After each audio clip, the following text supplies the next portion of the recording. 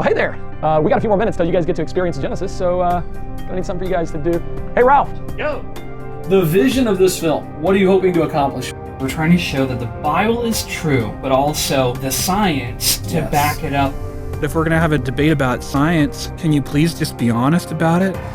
Paulogia presents The Science of Genesis, Paradise Lost. Part 5, Life from Non-Life. If you're new to the series, click on the eye in the top corner to watch from the beginning. Let the waters bring forth abundantly the moving creature that hath life. If we're talking about moving creatures, this matches with empirical evidence. The first vertebrates were water-based ancestors of fish. Though older than that were single-celled organisms, bacteria and archaea, the first multicellular eukaryotes, and later sponges and jellies.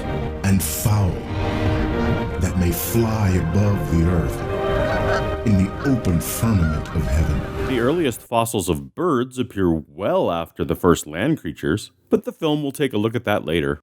In the meantime, it's confusing that Eric chose to represent the day 2 firmament as atmosphere, then on day 4 the firmament was outer space. Now the firmament is back to being the sky where birds fly.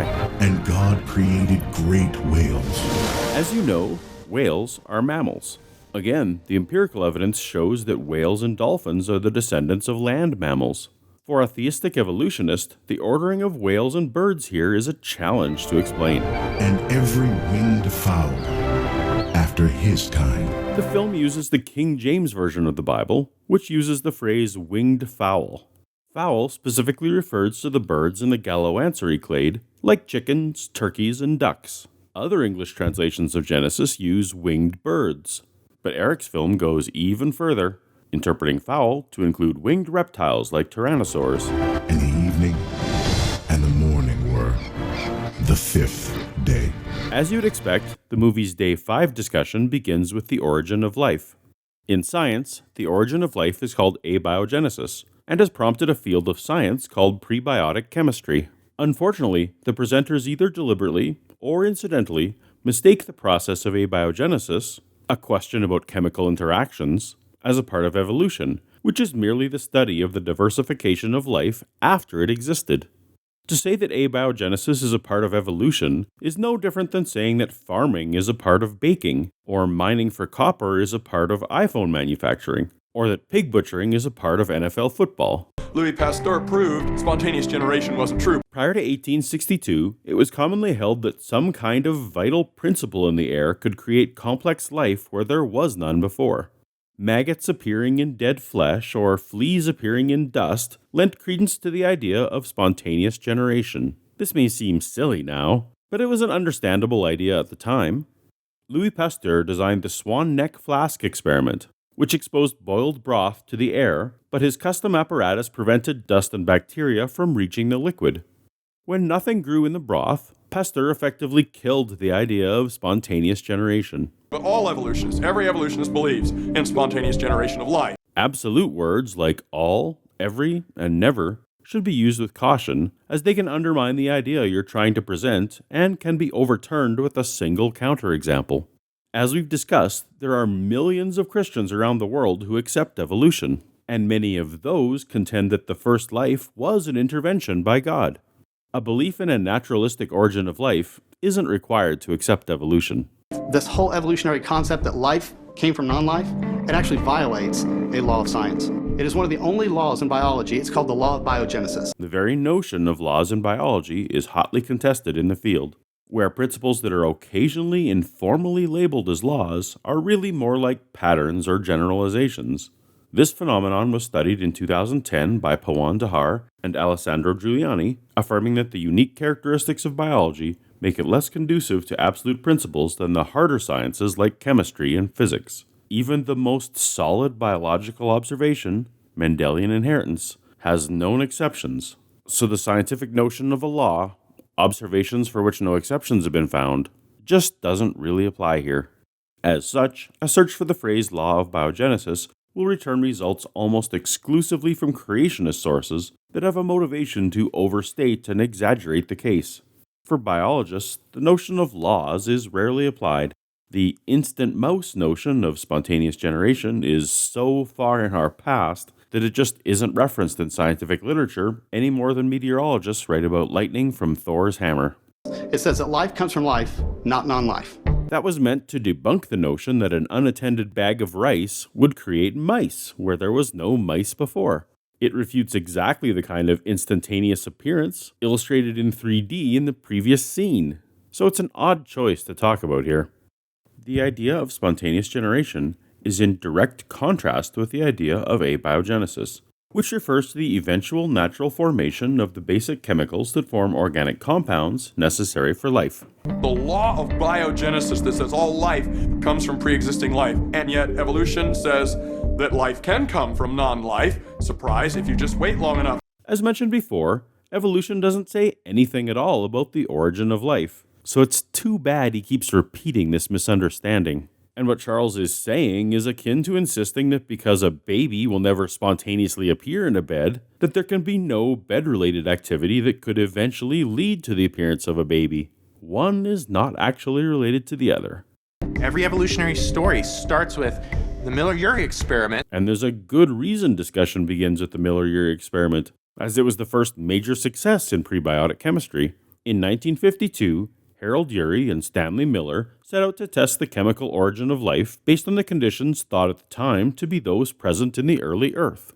They mixed methane, ammonia, hydrogen, and water in a network of flasks connected to a continuous 60,000 volts electrical current. After a week, most of the ammonia and most of the methane had been replaced by carbon monoxide, nitrogen, and amino acids, the building blocks of proteins and essential components of life, emerging from natural processes without intervention. And Georgia was right. This experiment was only the beginning, as the experiment has been repeated many times over in the past 60 years. Joan Oro in 1961, Miller's repeat in 1983, Jeffrey Bada in 1996, just to name a few, each with variations in the initial chemical makeup to reflect different ideas about Earth's early atmosphere, yet each producing similar results time and time again. Anytime they've done these type of origin of life experiments where they're trying to take a soup, so to speak, of all these different molecules, add a little bit of lightning, Cook everything together, add a spark, and out comes amino acids. That's impressive. Ooh. Okay, we'll try it again without the sarcasm. Andrew is trying very hard to use his voice to imply that the audience should be disappointed with these results. In order for DNA and RNA to do their job of making proteins, they need access to the main ingredient for protein, amino acids. If the experiments didn't produce amino acids, they would be absolutely no help in explaining a natural emergence of life. it's not even meaningful information as far as DNA is concerned. Complete modern DNA is likely one of the final steps in the process of the first cell. Starting with the necessary components, like amino acids, is obviously the first step. Would you expect a chef to make an omelet without eggs? Would you expect a blacksmith to make a sword without metal? No manufacturing process can start without first having the raw materials. Georgia seems to think that we should have a printing press before paper and ink. The best yields they've ever gotten was 80% L amino acids and 20% D amino acids. That would mean that every fifth amino acid in a protein series would be lethal to all forms of life on our planet. The evolutionists tried to get away from this problem of chirality. When Charles talks about L amino acids, D amino acids, and chirality, he's referring to the handedness of a molecule. The term chirality comes from chir, the Greek word for hand. Due to the nature of the structure of their components, some molecules can form in two different ways, each the mirror image of the other. One configuration is dubbed left-handed, or L, Latin laevus for left, and the other configuration right-handed, or D, Latin dexter for right. It is true that most amino acids found in proteins occur in the L configuration. However, the mere existence of D configuration molecules is not deadly or dangerous, as you might infer from Charles' statement. For example, sugars in DNA use D configuration, and life continues to go on. Unfortunately, in order for a complex chemical structure like DNA to be stable, it must be purely homochiral, all the same handedness. In organic chemistry, a mixture of 50% L and 50% D is called a racemate. In the manufacture of drugs or other compounds, these need to be separated. And fortunately, the different configurations react differently when exposed to other chiral phenomenon. Typically, the organic chemist will use a ready-made homochiral substance from a living organism.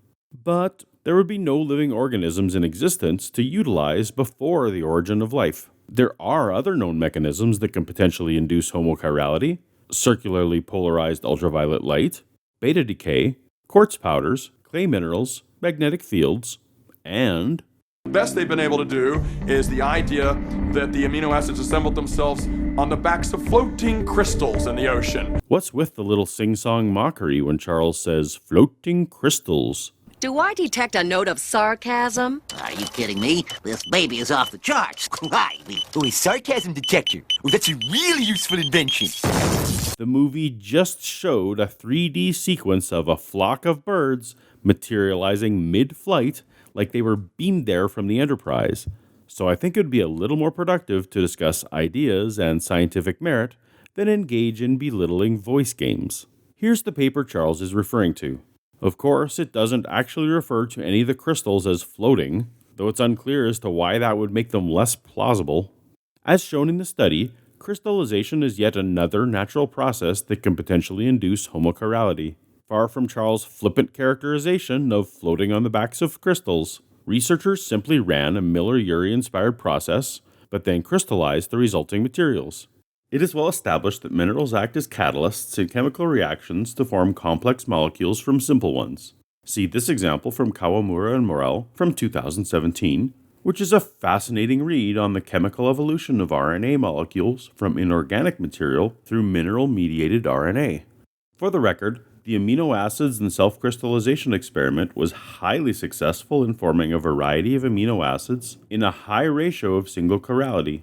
The researchers characterized it as having valuable implications for future studies.